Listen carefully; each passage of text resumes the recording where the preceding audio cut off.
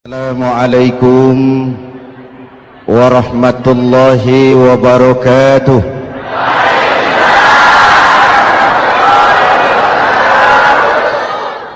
Alhamdulillah wassalatu wassalamu ala Rasulillah Sayyidina Muhammad ibn Abdullah wa ala alihi wa sahbihi wa mawala, amma ba'du. Saudara-saudara kaum muslimin di seluruh tanah air, Nabi Nuh diberi umur 950 tahun, berdakwah sepanjang hidup. 800 tahun beliau dakwah, dapat pengikut tidak lebih 80 orang, rata-rata 10 tahun satu. Yang dihadapi ini umat yang kurang ajar, bandel, buajingan, tengik.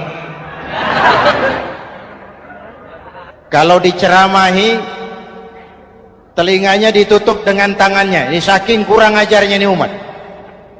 Diberikan dakwah, telinganya ditutup dengan tangan.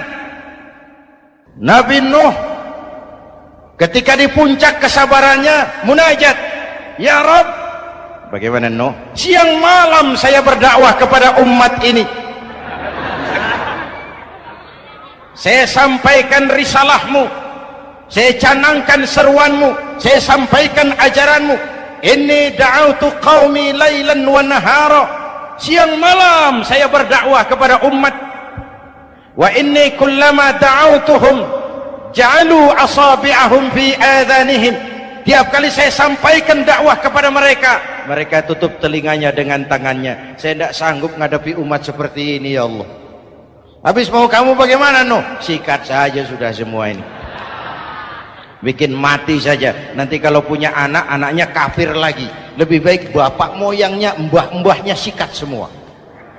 Rabbi la tazar 'alal ardi minal kafirina dayyara, jangan disisakan orang kafir, habisin semua. Itu mau kamu? Iya. Buat kapal Nuh, nanti aku turunkan banjir. Dengan apa saya membuat kapal ya Rabb? Pakai kayu Nuh. Kayunya dari mana ya Rabb? Dari pohon tentu. Pohonnya belum ada ya Rabb, tanam dulu Nuh. Membuat kapal kayunya nanam pohon dulu. Apa artinya? Perjuangan bukan simsalabim abracadabra. Perjuangan bukan makan lombok, ini hari dimakan, ini hari pedas. Perjuangan itu proses, ada keringat, ada air mata, ada darah, tempo-tempo nyawa. Itulah perjuangan. Sudah pohon ditebang, buatkan kapal di tengah kampung. Umat unjuk rasa lagi.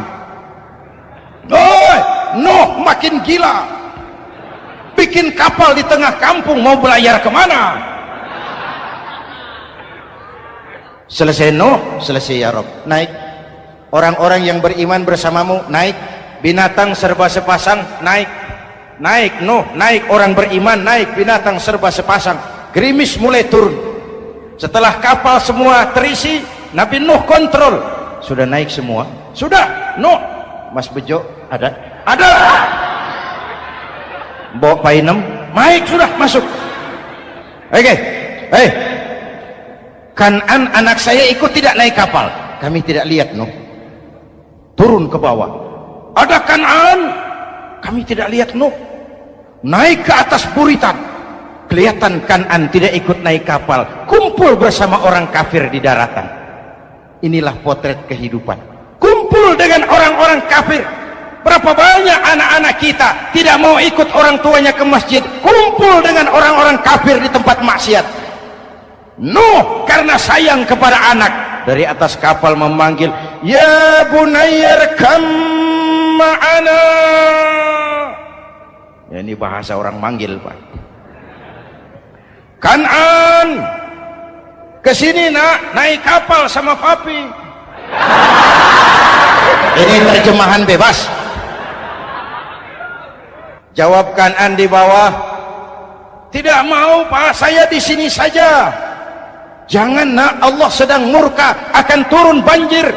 Kalau datang banjir Bapak, sa'awi ila jabalin ya'simuni minal ma'. Saya akan naik ke gunung tinggi yang bisa menyelamatkan saya dari banjir. Kan'an naik ke gunung tinggi, gunung pun tenggelam dihantam banjir. Dalam puncak kepedihan, Nabi Nuh akhirnya sadar, ya Allah, kalau orang kafir tenggelam memang saya yang minta, tapi Kan'an kan anak saya. Nuh, anggap Kan'an bukan anakmu. Wa innahu amalun ghairu salih. Nuh sadar, akhirnya bilang, ana urid wa anta turid wallahu fa'alun lima yurid. Aku punya kemauan, kau Kan'an punya kemauan, Allah juga punya kemauan. Kemauan Allah lah yang akhirnya jadi kenyataan. Nek sekarang juga kita ngadepi musim banjir. Bukan banjir air saja, banjir peradaban-peradaban yang masuk ke negeri kita. Banjir maksiat, banjir munkarot. Kalau kita sudah ke masjid, kita sudah naik kapal. Tolong kontrol anak-anak kita. Tolong kontrol tetangga kita. Ayo naik kapal. Banjir.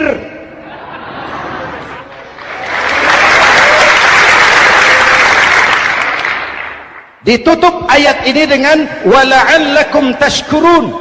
Atas hidayah yang diberikan kepada kita, kita bisa melaksanakan ibadah Ramadan, bisa takbiran, dan diakhiri dengan ungkapan tasyakkur.